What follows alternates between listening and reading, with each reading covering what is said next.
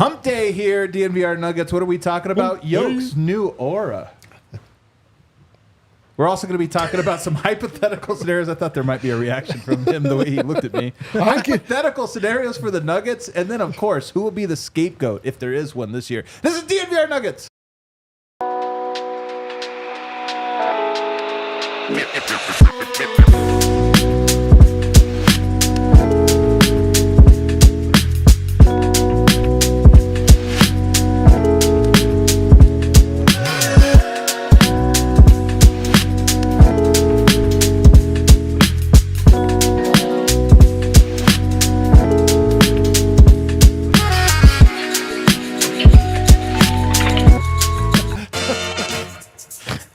Some things are just what you'd expect. Exactly. You know? It's like a pull string on Woody. Knew that's what he was going to say. What is up, everybody? Welcome to the DNVR show.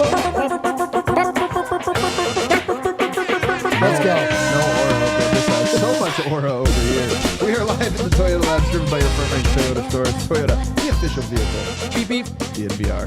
Is that the new thing? Probably shouldn't be. Yeah, it was all right. It makes more. It's at least more like on brand with whatever. That's so true. Maybe like a better horn, though. It's always funny to me when cars have that high-pitched little horn. I know, me too. Beep, You're like, beep, yeah, beep. all right, I'll move. Like, yeah, all right, watch out buddy. over here. Brennan Vogt is in the house today. What's up, gang? I've had such a great week at the cinema. Movies are back, baby. We've been on a Tuesday night recently, the half prices. Nothing better, man. I swear a midweek matinee is the top movie experience. Movies Because it feels like you're playing hooky and you see a movie. Dude, I saw my first film in 4DX with the moving seats in the water. Normally that'd be too much for me, but it was Twisters. Oh, okay. What a treat. There you go. What a treat. Over here, D-Line Co. I still like an opening night Friday movie, like when the buzz is about the air. People are, it smells like popcorn. You know what? Nowadays, because you get your own seat. Because it used to be back in the day. Remember opening night for a movie? If you really wanted to see it, like 4 hours early, you're sitting in the hall. I used to manage a movie theater, and people would queue up for like hours ahead of time. I would do the same thing, but that's inconceivable at this point. When I was in LA, I mean, we're just going to riff now because it is the off season. Wednesday. Casual Wednesday. I used to live right by this theater, this awesome theater when I lived in LA called the Newark. And they would always have the best midnight showing. Yeah. Like, the best like classic movies that they would show. And it was the same thing. But again, in a more quaint time, the internet wasn't quite what it is now. So you would have to get there early and kind of buy a ticket at the thing and then stand in line. That was great. Speaking of great, though, Nikola Jokic, our Lord and Savior. Mm-hmm. That fella. Really does. We've talked about this a little bit yesterday, but he does have a new look to him. Now, you knew that this would be the preseason look. Scruffy hair, beard. But I think we have a look, Hale, if you have the photo ready. I think we have our first look at the actual, what he's going to look like. He got dolled up. He gets a haircut. Is it on the screen? It's on the screen, but the monitor is being weird. Oh, there it is.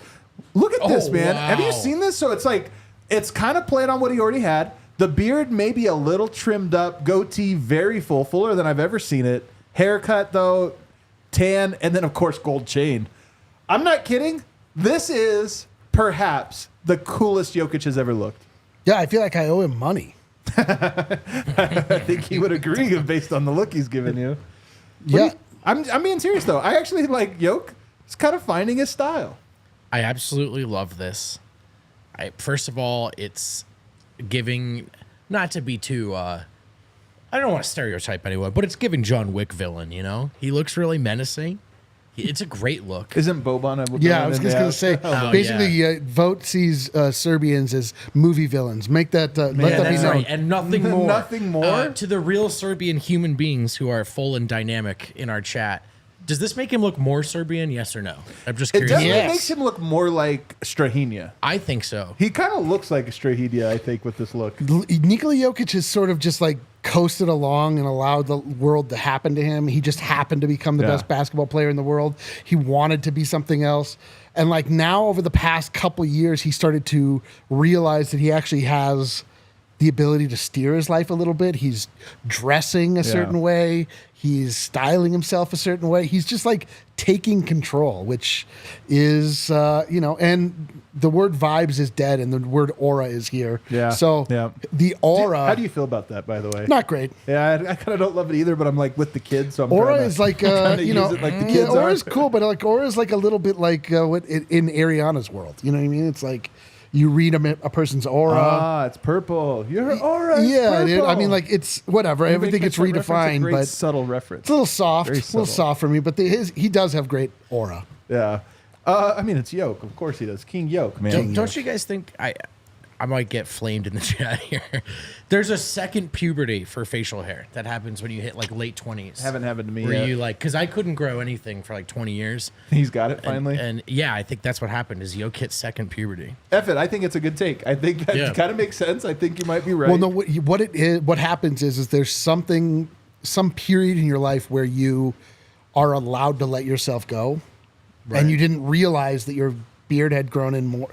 Like for me, it was COVID, where I just I was like, holy, You're right. A lot of volume in every direction. yeah, dude. Well, yeah, like or it's you have time off and you got bounced earlier from the playoffs than you were expecting, and so you just like are just kind of hanging out miserable, and you just kind of let yourself go, and then you look in the mirror one day, you're like, hey, So all right. Westbrook is a guy who likes to dress a little flashy. He dresses a little loud. Yoke has been very classic. Is there any chance Westbrook rubs off on him and that we're seeing a Yoke? Oh, boy. Like next year we're going to get a Yoke suit coat, no undershirt. Wearing a tunic. Yeah, I'm gonna say no. You're going to say no? Yeah, there's no way, dude. I have a bold prediction No right now. way, dude. Bold prediction. We will see Yoke in his most bold outfit this upcoming season. By a meaningful amount. Like we'll see an outfit where we're like, wow, Dude, that was a bold choice. We've already seen it. Which one? He's got plaid suits with Peaky Blinders hats. But that's to me that's like loud colors. Dude, it's still classic. He played corporate sponsored dress up in the playoffs. Yeah. I don't think anything's off the table. That's a little different though, isn't it? I'm just saying. That's a little different. What I'm saying is, I think this guy has broken any mold we've tried to stuff him in. The suit with shorts, like I'm just saying we might see But like something. that he's is- not going. But he's not like going avant-garde. Yeah. His look is classic. No, I'm saying Westbrook, but maybe he's more open to looks, and Westbrook's going to come in. I'm saying there's no indication that he's going avant-garde. He's just going more. More deliberate, more manly. Yeah. Well, that is part of it, right? Is I do think that we've talked about him maybe being a little angrier. This is a look that does kind of fit that. It's a little more intimidating. It's no longer the baby face Yoke. No. That was part of what was funny about haircut Yoke is I know it was never a thing. It was more of a meme than a thing. But it is a thing in that he looks so different when he shaves his beard and shaves his head. He looks so young. This does feel like an older Yoke, so I think it's cool. Another thing I want to get to here in this first little headline section, Kevin Durant questionable for Sunday. Not sure if he's going to play. At this point, I don't think he Don't should. play, dude. You should not play if you feel like that's an important game. Play against Puerto Rico. Yeah, play against South Sudan. Don't necessarily, if you feel like the Serbia game is an important one for group play, don't play. But that being said, does it impact you at all in terms of like, all right, no KD though? Not really, to be honest. Especially because most of what we've seen, all of what we've seen so far, hasn't featured him. And one thing about the U.S. is, for whatever astute or overplayed observations there are about the weird leveling field that can be international basketball these days, they just have so much depth in the form of star talent. Yeah. So for whatever they do have to figure out in terms of chemistry, being down a guy, they're the number one team in the tournament that can withstand that. So not really, to be honest. Yeah, no, absolutely not. He's like, If he plays though, I actually hope he does play. Well, It's so obvious that he should not play. yes, it would disrupt the small amount of rhythm that they've been able to generate. It is gilding the lily. They have so many goddamn players that you're like, oh man, no Kevin Durant. Now you're left with Devin Booker and Jason Tatum, and the list goes on. But he shouldn't play. Just step aside. Just step aside for this one. Another news here. KCP hopped on the Draymond Green show. I listened, so you don't have to. I'll give you the notes here. Not as much about the Nuggets as I was hoping. You'll laugh at this one. Did you listen? A lot about LeBron. Not even about the Lakers, just about LeBron James. And I was like, all right, Draymond, you're becoming a caricature. But there was some stuff on the Nuggets. One thing he had here, he said, speaking of the playoff run, We had no gas. Yeah. We felt like the Lakers should have beat us. We was down every game, and then Draymond Green chimes in, they should have, like emphatically. First of all, 5 games. Let's chill. You know who's Let's on the fill a Lakers, little though, bit. right? LeBron James. Oh, of course, of course. They the Nuggets, yes, did not play well in that series, but it was 5 games. Let's just, Yeah, it was not back up. the closest almost sweep ever. but more than anything, yeah, exactly. And also, the Nuggets won, 13 out of 14 matchups against them. Like, let's chill a little here. But They we should had have. no gas. So I feel like we should have, we felt like that. To me, it's another player just coming out and saying, hey, that was the story of our year last year. We were out of gas. Obviously, that's the story. I just hate it. I know. And I just don't really want to hear it anymore. I think every team that's ever won a title and then gone back for more has probably been out of gas at some point. Now, Nuggets returned the entire starting 5. Coach plays them together a lot. Bench wasn't super deep. There are micro parts of this to criticize, but man, F saying you should have lost in round 1 when you blew a 20-point lead in game 7 of round 2. I know, And it's so annoying. I will say this. KCP, if we go all the way back in time now, is very, very honest, it would appear. Yeah. So it just gives him that much more credit when he says they should have beat the Lakers in the bubble. Right, And this- right. I guess this guy's telling you exactly what he thinks. I don't really like this, though. I don't like, again, it's kind of similar to Jamal's quotes to me after the game about the Hunter-Hunted thing, not to be annoying. I just felt like there was way too much concession, resigning themselves to a fate that maybe didn't have to be inevitable, or at least we would have appreciated them raging against it more. Here's the thing I think about it, though. It's so acknowledged that I do feel it's going to be a point of... Like, the fact that it is such a agreed-upon talking point from every corner of the Nuggets, it does make me think that it's going to affect this year, hopefully in a positive way, that the entire organization is taking a little bit more of a long view. That's at least what I think when I hear this. Yeah, I mean, you have to. Like, it does feel like I'm on the side of Brendan Vogt, where I'm saying, like, okay, got it. I'm tired today. Look at me. Here you are. Podcasting like a champion, dude. So true. I might give up a 20-point lead at some point during this, but I think that it is now widely acknowledged. It has been widely acknowledged that the Nuggets pushed too hard to get the number 1 seed. But like, I hate that I know. There is a thing about, like, what we need to root for them is to not play so I know, hard. dude. It's like this NBA kind of... What do we? Jump Yeah, the what shark do we? with us Like, knowing yeah, I know. too What are much we about talking this. about? Like, not only the regular season matters so little that it's actually a detriment. Right? That's so true. They did too good in the regular season. Like, you should not. Like, what are you doing? Like, so I don't true. know. We're playing basketball. What are we doing? Well, if that bothered you, when do you get to this next Oh, boy. piece, all right? First of all, did you guys know Drew Hanlen has a pod? Yeah. I saw. I did not know this. I don't know how long it's This been is around. great. I actually love this because now he's in our fucking territory, and now we can like really criticize him. Because before we just sounded like haters, and we don't know. We're not basketball coaches. Now you're a podcaster, and we're we can gonna get put your you. fucking face in the dirt, sir. Well, I don't know how long this has been out there, but he had his favorite player. Welcome to our arena. He had his favorite player, Joel Embiid, on, and he asked him the most obnoxious questions you Yep. could See, possibly and then ask. this is now we can really he set him criticize. up for Drew failure. Hanlen is clearly a very good trainer at trading guys how to score, like, different footwork. He's clearly good at it. He's worked with enough players. But boy, does he suck as, like, a promoter. He just makes everything as toxic yeah. as possible and then asks the most annoying questions. And the question he asked was, if double teams were outlawed in I the know. NBA, how many points would you score? Joel Embiid said 50. Why? Ugh. I'd be at the foul line all night. Was literally his answer. I know. Right. He doesn't go 50 because I can I have fuck space to do the first thing. Oh! Well, they wouldn't be able to keep me off the line. Dude, and to which they're all laughing like, hell yeah, man. Hell yeah. You do that thing I taught you if they couldn't double? I will say, You suck at podcasting, Hanlon. I would appreciate that Drew Hanlen did this because if anyone ever asks you now or in the future, man, what happened to Joel Embiid? Yeah. You have your answers. Drew Hanlen. I mean, this guy. Right, yeah. I mean, it's not. He asked him that question so gleefully. Oh, God. And then he turned to the other guy. He goes, 50. Seriously, he means it. 50. Yeah, he means it, man. He Like- means it, and it's right. Who cares in this meaningless hypothetical? And your reasoning somehow makes you look stupid. I don't know, man. Here's the other thing. Speaking of Jason Tatum, he said he's got a super team.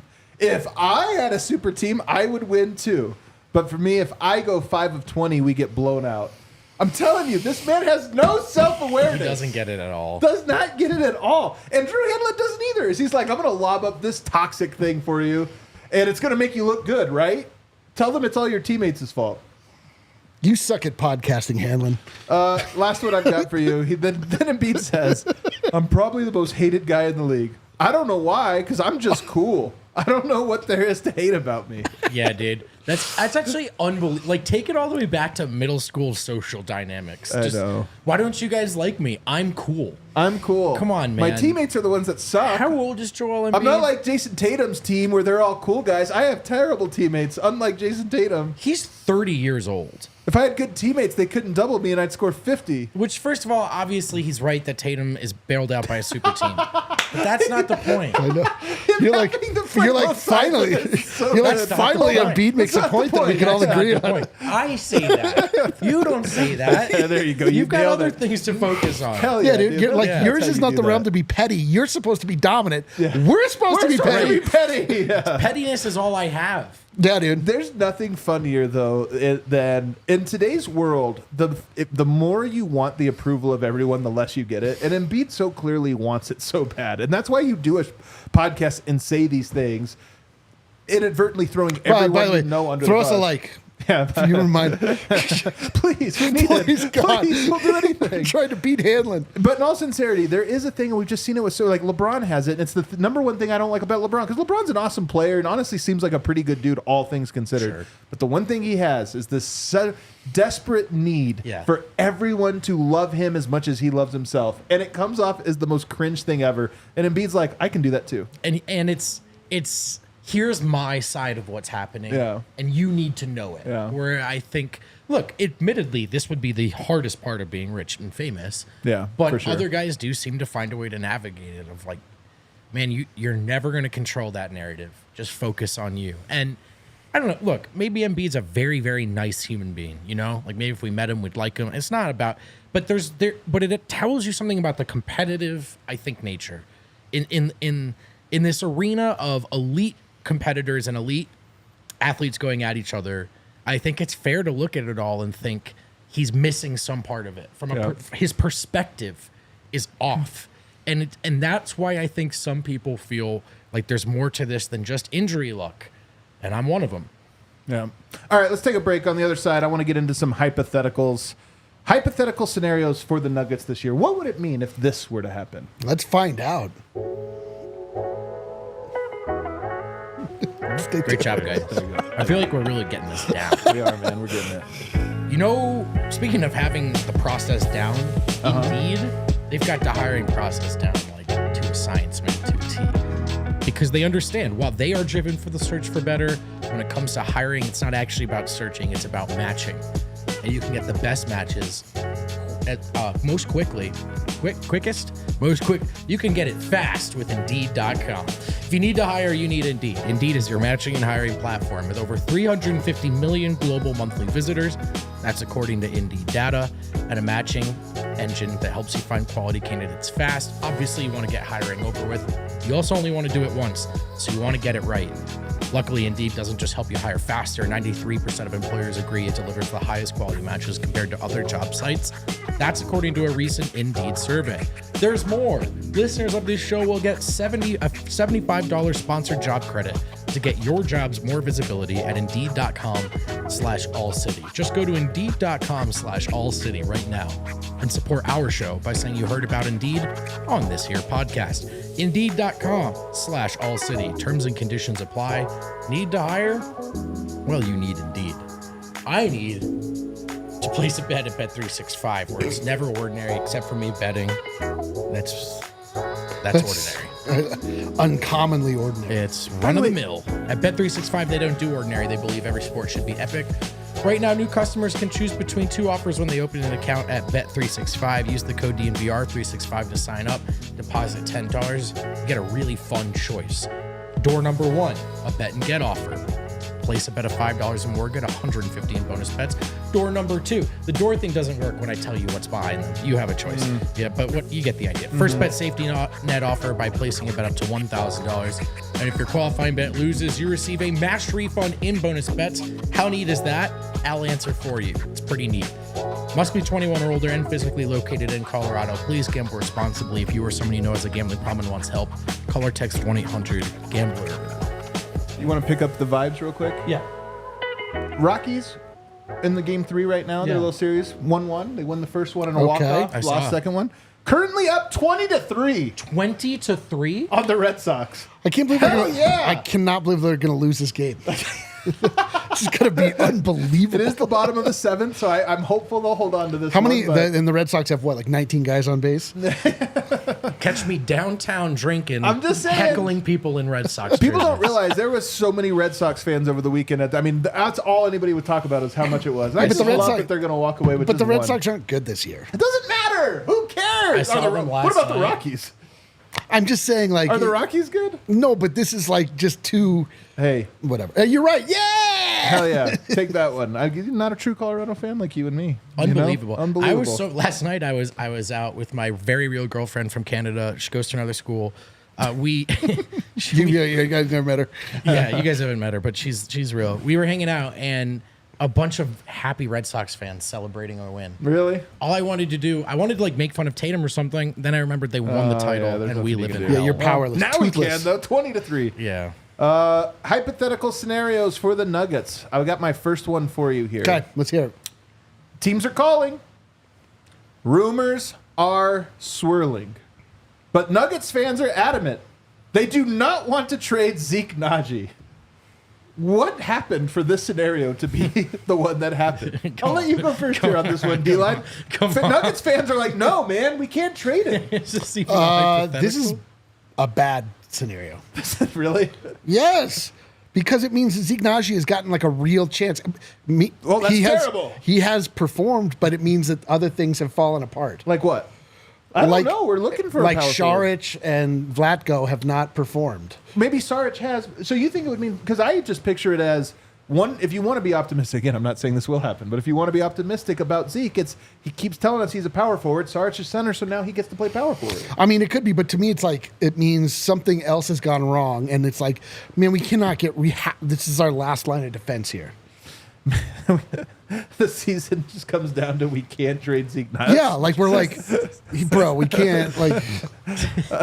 So this scenario, what happened for this scenario to be where we are? Do you feel like he does, and it only means something bad? I mean, I'll play along. I just fine shot. I'll be your lightning rod. Roast me for this. If he plays power forward and the shot looks good, he's a pick and pop big, not a pick and roll big. And that, what was it Wind used to say about him his first year? It looks like he could shoot out of a telephone booth.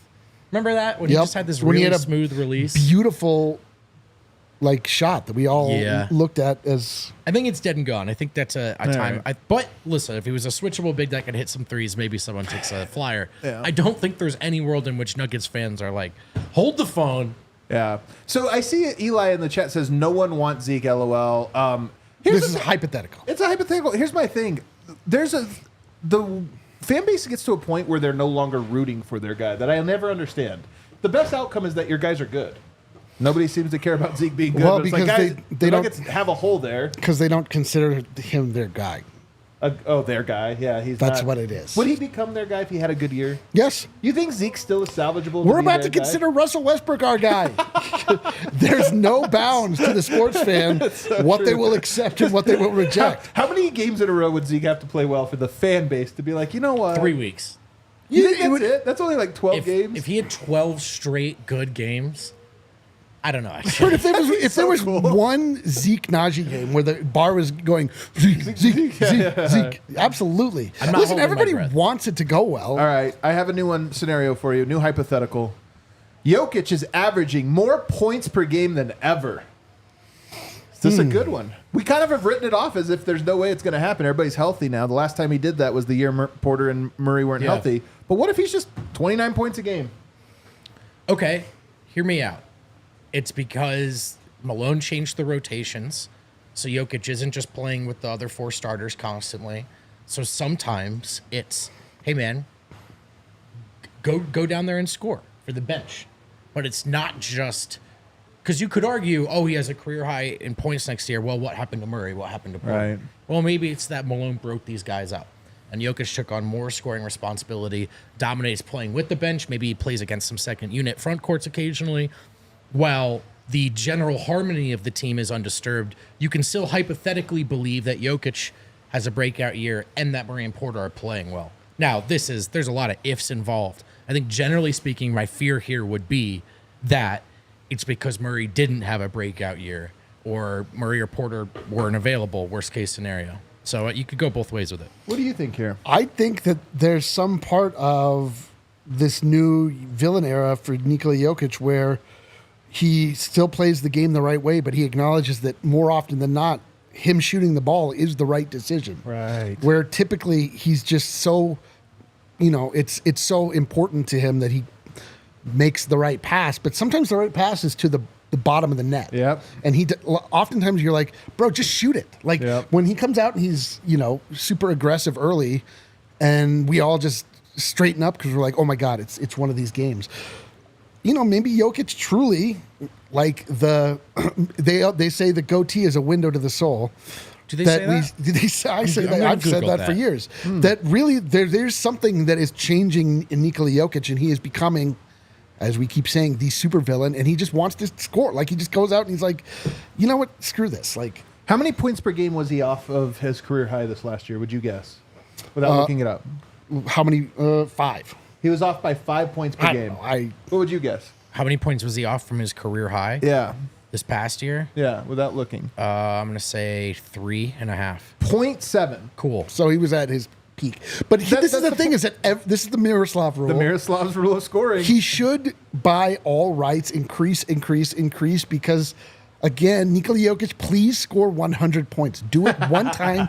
This is the era to do it in. Yeah. But truly, like, there is something to Nikola Jokic just acknowledging the fact that he is the guy. Like, and he just goes out and he starts scoring. It'd be amazing. It would be amazing, and I actually think it would just be a good thing. Even though I don't think it's the only way for the Nuggets to have their best year, it would mean something if, to your point, Jokic was angrier this year, and scoring was more of a focus of his, and it was a good thing. Number 3, Russell Westbrook is clearly the team's most vocal leader. This scenario. Oh, boy. What happened for us to get here, and is it good? No, this feels like a bloodless coup that he's taken over. Like, this is where Russell Westbrook has not accepted his role, that Russell Westbrook is coming in to be the guy, and he's just filling a void. Vocal leader, though. I know, but that means he's filling a void. Yeah, but, all right. Does that void already exist? That's the point, is that, like, there's still nobody else wants to step up, that Jokic is not stepping up, that Murray is not stepping up, and they're like, a guy that just showed up that has been the antithesis of everything that we've always rooted for is the guy that is, I mean, listen, I'm sure that we'll all come to love him, but that's a bad thing. Like, this is an established team, and for somebody to like, we just hire a guy on the podcast, he comes in, he's like, all right, guys, here, listen, I don't like this 3-break structure, or whatever. And we're like, okay, we just fall in line. That'd be bad. This pod has such a great leader already, though. That's why it does bad. It? Yeah, so does that's it? right, Kale. That's why. So does it? Yeah. Yeah, I mean, I would say that it's more that nothing changed, probably for Jamal particularly. That it's more Russ fills a void as opposed to spurs Murray forward. But it's possible. I mean, it's entirely possible. There's like. Also, vocal is something you could split semantically as well. On the court with the media, how loud are you? I think people have different understandings of these things. But, I mean, look, this is not the loudest locker room in the league, and it never really has been. So there's room for Russ to come in and be vocal. Whether that's a good or bad thing, there's a void already, I think.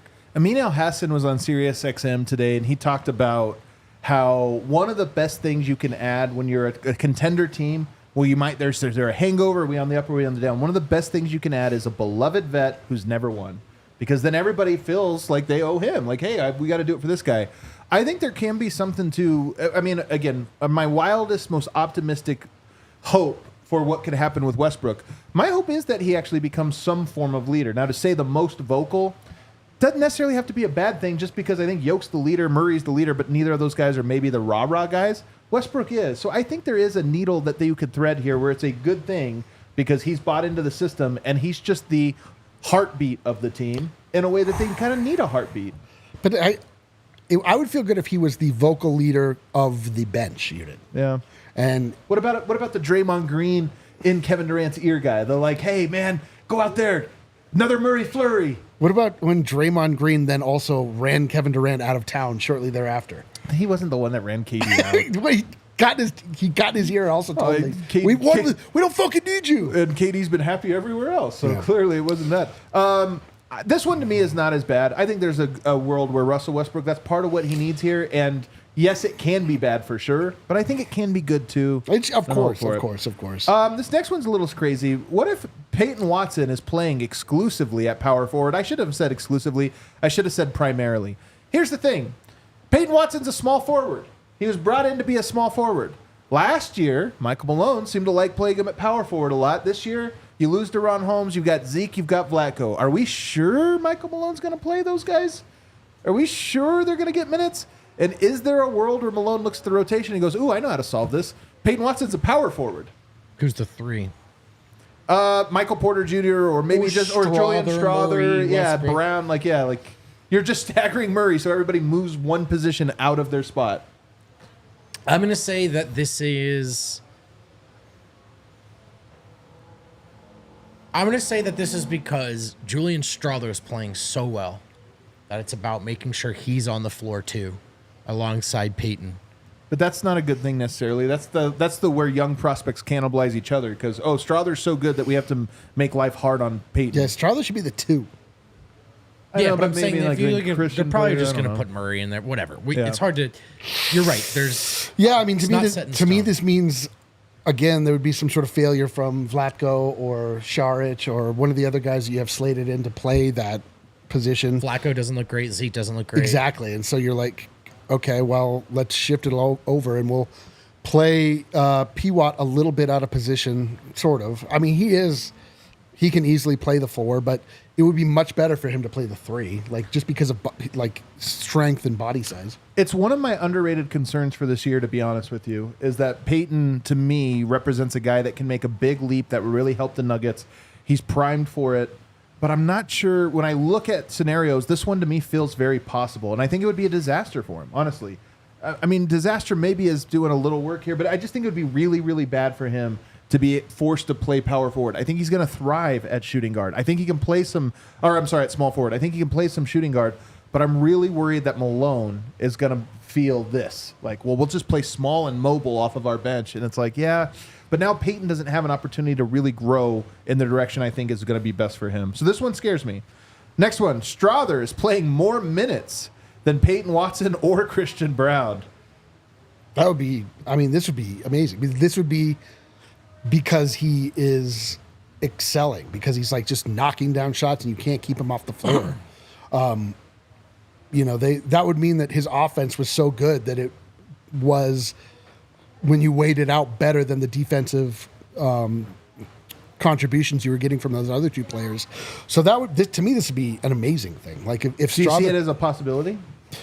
I mean, if he's just knocking down threes, if he's just like a deadeye shooter, so needed. Yeah, it would be completely needed, and that means that more than likely he's playing time with Nikola Jokic, who can easily spring a guy like that open, and if he can knock down shots, that would be a deadly combination. Does this mean that Christian's struggling or that Julian's starting?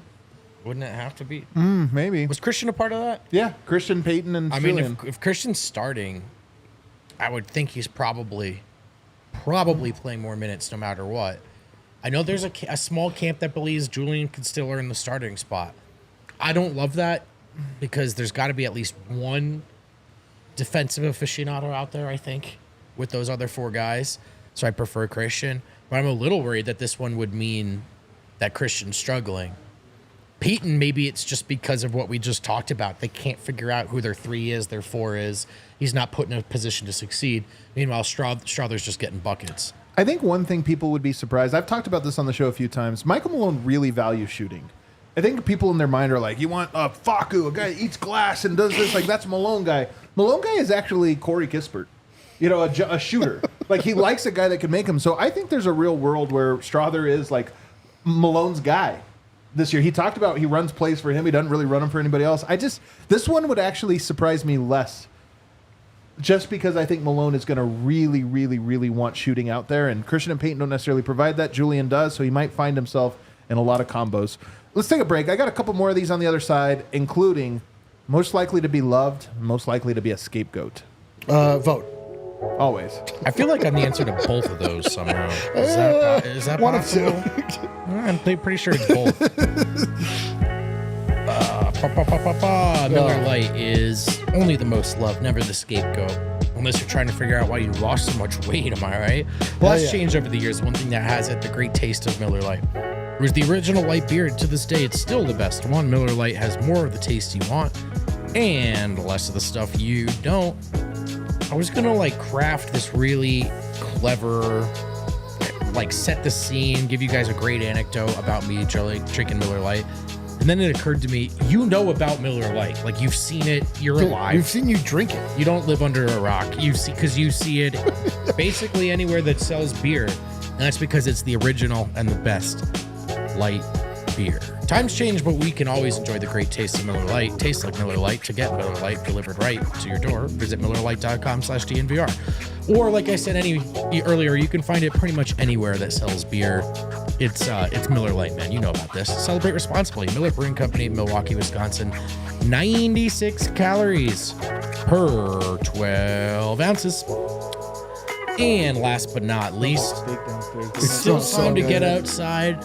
Still time to kick it in the beautiful outdoors. One thing I love about Denver, it is a city, of course, with lots going on, but a lot of green space, not wet space, green space, a lot of space you can get active, particularly with Volo Sports, the modern day sport and social club. For only $20 a month, you can get a Volo Pass. It's the best way to meet new people, get active, and play games in the city like kickball, beer and hand kickball, softball, bowling, you name it, they've got it, and you can play it at different levels with your friends. You could check in as a free agent to make new friends, and as long as you have the Volo Pass, you can take advantage of all that it offers you, that provides you, anywhere that the Volo City Pass is available, in any city at all. So sign up for the Volo app using code DNVR3 to get Volo Pass for only $10 a month for the first 3 months. Bang, bang, bang. Are we back? Hey. Alrighty, I got another hypothetical here for you. Tell me what the season looks like. Jamal Murray makes the All-Star game. Oh, thank God. Woo-wee. Vibes would be so back. The Yes. vibes would be so back. Oh, Overflowing. I mean, what are you asking here? What does it mean for the city of Denver, for the Denver Nuggets, for my personal well-being, my belief system in general? This would be the best. Yes, please. Like, this is the Denver Nuggets cruising. If Jamal Murray is playing at an all-star level alongside Nikola Jokic, We need to pull all of our energy in this direction, honestly. We have the whole for fan base. for 5 years, Yeah, man. but this year it's like, point that. We got to point all of Remember it. when Magic Johnson said that he should be an all-star, but it was like way earlier in the year and it made no impact? This is it's time, man. Jamal Murray is an all-star player. He is. He just isn't. Yeah. Season's going well, though, wouldn't you say? Yeah, first of all, I'm probably getting some hate mail, but I can live with it. I think this would be awesome, man. This would mean the Nuggets are not just safely in contenders. I mean, they're thriving. I think they're the favorites to win the West easily. All right, I'm gonna throw you a nice little bone here. Last one. Michael Porter Jr. is shooting 45% from three. Trade him while you can. Well, he took that lower than I was expecting. Just kidding. First of all, He's done this once before, by the way. I'm fired because the reviews on the podcast have said Vote really needs to tone it down, and I've refused. So that's line number one. Okay. Line number two is the Denver Nuggets are winning 65 games. You really think that's it? Like, if I just told you nothing else, but I said, hey, this upcoming year, Michael Porter Jr. shoots 45%. I was combining that with the Murray one. Oh, okay. Well, that too. I would say. But honestly, if everything else the same, but Michael Porter's at 45% from three. Does he have a chance at an All-Star game if he's shooting 45% from three? Who knows, man? Does he break? I'll say that if Porter's shooting 45% from three, the Nuggets get 3 20-point per game scores. See, that's what I'll say. Here's the thing about this last year is we felt like Mike was really good, but he couldn't shoot, and he shot 40%. But we just felt like he was off. If next year is the year where it's like he just actually hits all the shots we expect and is up at 45% on the volume he takes. Yeah, it means that they win some games by more than 10 points. Yeah, that's true. Every now and again, they actually blow a team out. Yeah. Like, you're right. That's the difference of Porter. Porter is the blowout guy. yes, dude. Like that, the cherry on top is the one that embarrasses the other team. Like that, I want the Nuggets to come out and just exercise all of my personal demons, all of my fan demons. I mean, like, I personally talked a pretty big game, and the Nuggets did not back it up. And so I would love if Michael Porter Jr. went out there and justified my bad attitude. That's what I need.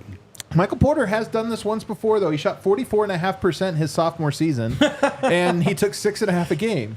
So this is the thing. And like last year, for example, he took 6.8 per game. Yeah. He took 0.5 more this year. By the way, actually, about the same minutes as he did his sophomore season when he shot 44.5%. I actually think I know this is crazy. I think he is a 45% three-point shooter. I don't know what the hell happened last year. I mean, he played through a grade 3 ankle sprain to start the season. Yeah, and he shot 40%. He also had from 3. Horrible things befall he and his family. Yeah, man. There were a lot. It's actually insane. I know it doesn't matter now because he was bad in Game 7. That's what we all remember. Minor miracle that guy played 81 games, man. He insisted and tripled down on the fact that he had a grade 3 ankle sprain to start the season, but he didn't want to miss time. And his numbers suffered through it, but I don't think the team did because he played through it. So respect there. I would love it. That to me is like the biggest thing is I just remember him missing all those shots this year, and it's possible next year he doesn't. Yeah, and then the most obvious one is that Brendan Vogt ascends to heaven, as opposed to where we all know he's ultimately. Yeah, well, like we said, this is hypothetical. It's deeply hypothetical. Here's another hypothetical. Which Nugget is most likely to be loved even more by Nuggets fans? So I'm not saying love the most. That's going to be Jokic almost certainly. But I'm saying which guy do you think in this upcoming year That's actually an interesting little question. Most like, oh man, he really gained the hearts and minds of Nuggets fans. I think it's... If you say Westbrook, I'm going to lose my mind. No, I think it's... Well, I mean, that one does count since it's going from 0 to something. I actually think two guys are in pole position here on paper, and it's Christian Brown and Julian Strawther for me. Ooh, Strawther's a great answer. Christian, I think not everyone, let's call it 60% of the fan base is in an understandable panic about losing KCP and all that he brings. Oh, great take. What if Christian Brown just kicks ass? What if he just looks great? Yeah. What if he's a great defender? What if offensively the ways that he's looked limited are unlocked by the fact that for the first time in his career he's playing predominantly alongside one of the greatest playmakers in any sport that we've ever seen? And the Nuggets look great. I think Christian Brown all of a sudden is even more of a local hero than he's been before in his nascent career. And then as for Julian Strawther, I just think he's the thing that I don't think anyone has this written in pen. Strawther has a great year, but I think everyone's crossing their fingers. So I think if he just comes out and does that, bench has a different look. The floor and the ceiling feel a touch higher than we thought, and everyone feels good. It's usually a year later than you think. Like even Peyton last year had a very good year, but I feel like this next year is the one where you kind of hope for. So with Strawther to come in and basically his first full season playing with the team, he's awesome. It feels like a lot, but you never know. Where would you go? I think I might go with PWAT. I think that'd be great. I mean, I agree wholeheartedly with the notion that Christian Brown has the pole position on this because he's going to get the most opportunity, and we've already seen the Brown bump. Like he got when things were like going well, like people were really like when he played well, it was like it's true. You know, like they want it, and you can read into that however you want. But like, it's there for see a little of themselves. Might come a little like we're a floor slapping state, you know. We really are. And so, but like Peyton Watson, like wants to be loved by the city of Denver.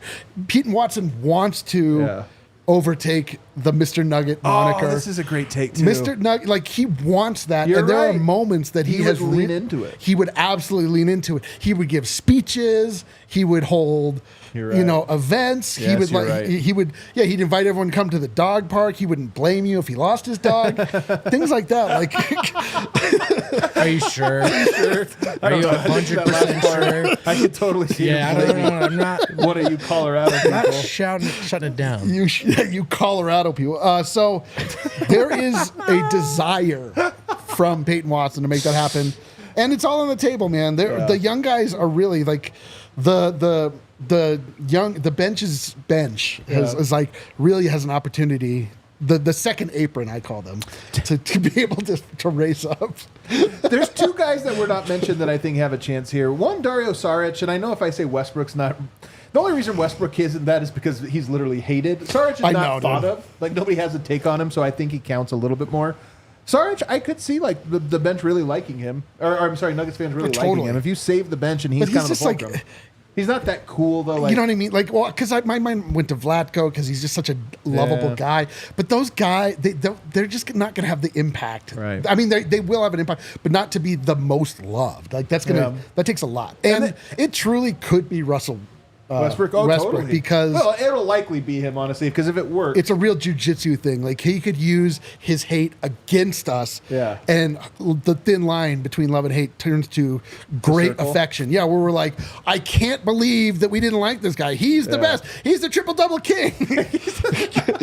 Triple-double king. The true triple-double king. Triple-double king. I've always said. He's not some of these other guys. He's not, stop it. He's not. And then the last one I have is Michael Porter Jr. And this one would be more of a negative, I feel. If people do fully turn on Murray, I do feel like there would be a Michael Porter redemption of like, he should have always been the second guy. What are you reading? Nuggets are wasting Porter's prime. You're reading Votes drafts? Yeah. Porter's prime. Tired they're wasting Young's prime. The opposite question, though. Most likely to be the scapegoat if things go wrong. Russell Westbrook. There are so many. There actually are so many. Let's be honest here. Let's try to figure out who the number one most likely scapegoat if this season's bad. I agree. I think it's Calvin Booth. No question. Easily him. It goes the fan base already hates him. Goes Calvin Booth, Michael Malone. I don't think it's Michael Malone number 2. Oh, I don't know. I don't know if it's Calvin Booth, Michael Malone, Russell Westbrook, Zeke Naji. Somehow Jalen Pickett works his way in there. Like, come on, man. I mean, like, really, like the person that can defend themselves the least becomes the punching bag. So at a certain point, they're like, oh, yeah, if Calvin didn't sign Zeke to that contract, we could have got some real players out there. Listen, man, I think people are out for blood with Murray. I do too. I think if Murray doesn't deliver, I don't want to say over, but it's not. It's dire if he doesn't deliver this year. Let's go further. Murray has the exact year he had last year. The exact one. Nuggets are a 3 seed for no reason other than the Thunder have won 60-something games and maybe one other team is just a couple games ahead. Nuggets are a 3 seed. I actually think even in that scenario, people will be upset with Murray. Like, he'll be like, well, we had another guy that could score, blah, blah, blah. If Jokic play with an all-star? But then that would just ladder back up to Calvin Booth. Man, he really is in the crosshairs. I think Calvin Booth has, like, no outs. They're going to win a title and get booed. I know. They'll be like, the other one was better. Well, it's how the Cronkies, remember the Cronkies delivered the Nuggets championship the year after the Avs championship, gets on the mic, and everyone's like, boo! Like, all right, well, it's like, you can't win, man. Calvin might be in the can't win scenario, which would be hilarious. Unless he wins. But I'm saying I still feel like they're going to give to the... And now Cal would like to speak. Boo! Yeah, smattering of Booth. It's like the only GM to have won 2 championships. They overcame Booth. Nuggets! And then Calvin's like, you all thought I was an idiot. Zeke Naji scores 40 in the closeout game alongside Jalen Pickett. Yeah, Booth didn't pay him enough. I think it's Calvin Booth. I think Jamal Murray and Russell Westbrook and Michael Malone are all in some kind of order there. And then the last one, DNVR. Oh, that's dude. The DNVR curse? Are you kidding me? Yeah. People were bad. I even mentioned Zeke earlier. So if things go south, are you kidding me? Yeah. No, we are already viewed with way more power than we actually possess. Which, just to be clear, is 0. No. By the way, I get defensive about it. No mention of Calvin Booth coming on our show as a first-year GM and then winning a title. I know, dude. That wasn't part of the curse. Never gets built into the narrative. We're listening. Just throwing that out there. Narrative. We're listening. The narrative. You know what? Whatever. Blame me. I'm used to it. All right, let's take a break. On the other side, it's hump day. We're going to snake draft sauces. Stay tuned, So are we back? Yeah, we're back. Is phrasing back? We got to get there. All right, guys. The best snake drafts. In the offseason, we get a little silly. We'll do one segment a show that's kind of just not anything about basketball, although I guess we could tie basketball into this. Today, snake drafting sauces. Yeah, dude. House. Sauces. All right. Who do we have going first? D-line. All right. Here's the thing. Oh, Kale's in this one? Condiments, sauces. Condiments and sauces in this world are the same. are the right. same. You can stretch it a little bit, but we're going to have to vote on if you're trying to go too far afield. Who got the first one? D-line. He gave himself first choice. I didn't give myself anything. I actually don't want this. I would rather the curtain. I would rather the bend here on this one. All right, because this is a lot of pressure, and I don't know that I have a definitive answer. There's here. not a definitive top sauce. There's just S tier and then everything else. Holy smokes. Where are you going with the first pick of sauces? The number one overall 1-1 pick in the DNVR Nuggets sauce draft is going to be, oh, Lord, forgive me, queso! Give me queso! Oh, that's such a good sauce. Give me queso. Honestly, barely a sauce. Barely a sauce. It's just more of a dip. I'll give it to him. Okay, I'll give it to him too. No one has ever been upset with queso being involved. As long as we like dips, it's by far the number one. You picked the best one. Queso, that's a juggernaut of a first pick, I feel. I'm up next. Oh, I didn't want any of these top ones. I know where you're I'm going to go with ranch. I knew it. I'm a big ranch guy. Would've made my life. Colorado ketchup. You can eat it with everything. It's delicious on a salad, fries, burger. Doesn't matter. Ranch, You want a little dude. hot wings? Put some ranch on it. If you were confused as to whether or not you were watching an American-based podcast, remember, you are. Dude, honestly, ranch. Other cultures have not caught on. No, delicious, man. No, they're all freaked out. It's so lame. What do we got? Vote. I'm gonna go with buffalo sauce. That's a good one. It's tough for a first rounder, I feel, but it is a good sauce. Do you eat it with anything else besides wings? I eat it with almost anything that I can. Let me guess, Kale's battery acid. He's like, you know when a cigarette gets wet? Cane sauce. I'm taking cane sauce. Cane sauce is a good sauce. Cane sauce. It's not gonna do well in the polls, but it is a good one. And then I'm gonna follow up with ketchup. Oh my god, dude. Basic bitch. Yeah, no ketchup. Basic ketchup. Where are you going, vote? I'll take Chipotle Ranch. Actually, hang on, hold up. I'll take barbecue. Dude, barbecue not going in the first round is well, insane. here's the thing. Barbecue is like 20 different flavors. Yeah. I do feel like you should be like, Yeah, you know what when a sauce is good, they make a lot of versions. Yeah, a lot of versions of it. All right, choose your terrible thing. I'm going to go with sour cream. Oh my god, dude. What the hell? I feel like we can't count this. No. For the sake of him not winning this draft, he can absolutely have sour cream as his second pick in the sauce draft. This is the Jason's Deli of sauces. I'm losing this draft. Just in case- This is my worst score of the history of scores. Just in case you're curious, the foundation of ranch is sour cream.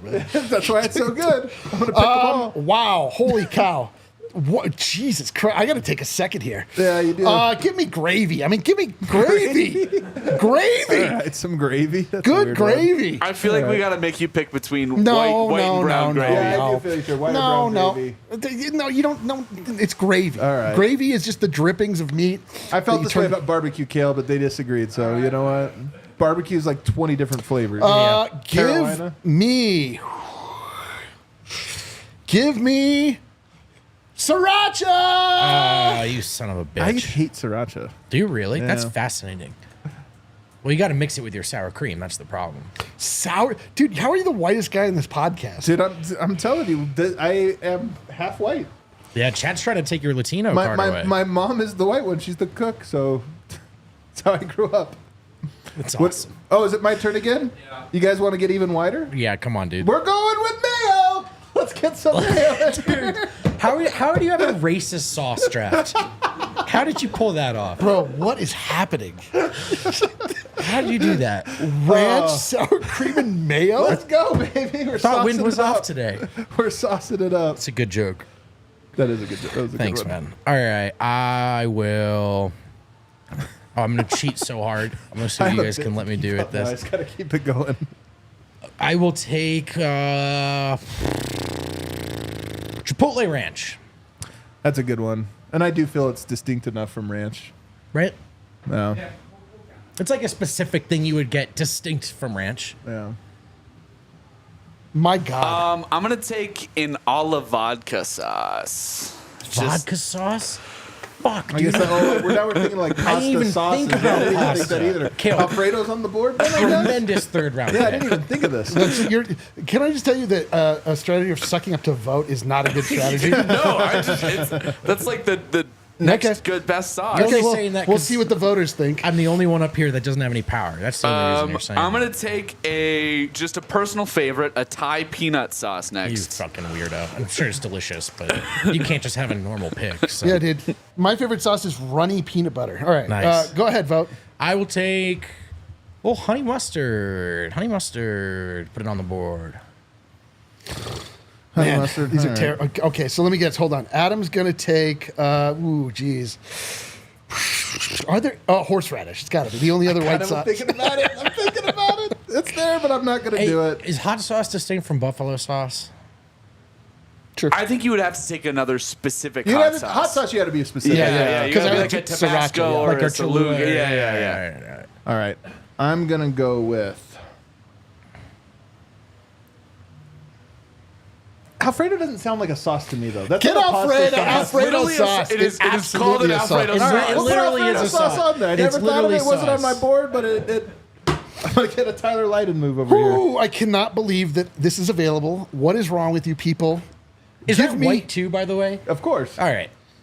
Give me salsa. Yeah. Give me Son of a bitch. salsa. Pico de Gallo or No, something it's like salsa. that? Hey, come Really? on. All right. All salsa. Salsa. He took on the entirety of salsa. Give me salsa and then Like a marinara. mango salsa? Marinara sauce. It's on Marinara. pizza. Marinara going this late is crazy. Jesus, what That's is wrong with insane. you people? Yeah, that was a wild one. Marinara and gravy. Very Italian D-Line draft, bro. He did great. maybe He get really like did great. 5 He's gonna first win rounders. this. He's gonna win this one by a mile. I would say, yeah, no, it's appropriate in this setting to say D-line 8. And then I'm gonna take Valentina sauce. Jesus. I love Valentina. It's delicious. I don't even know what that is, dude. Why don't you get bechamel? And that's a white Valentina hot sauce. sauce is delicious. So I'll just put Valentina. There it goes. Boom. That board really is me. Unfortunately. I will take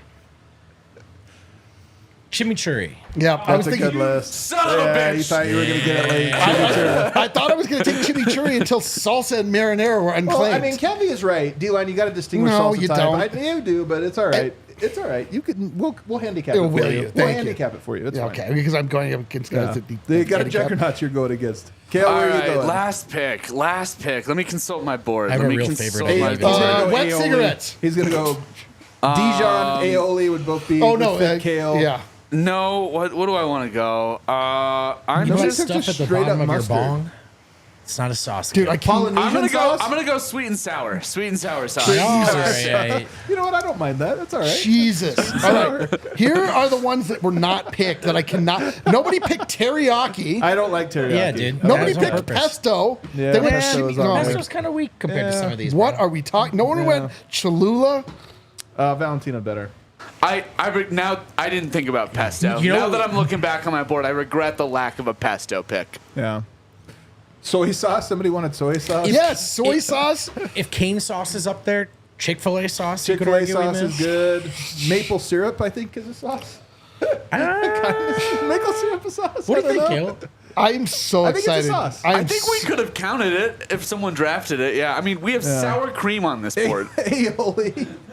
We don't Cocktail- have sour cream. when we cocktail boil- sauce. We have sour cream in the second round. Yeah, dude. Sour cream is kind of insane. By far the worst draft we've ever done. But it was fun. Jesus. Everybody, that does it for our Wednesday show. We're back again tomorrow. We'll see you then.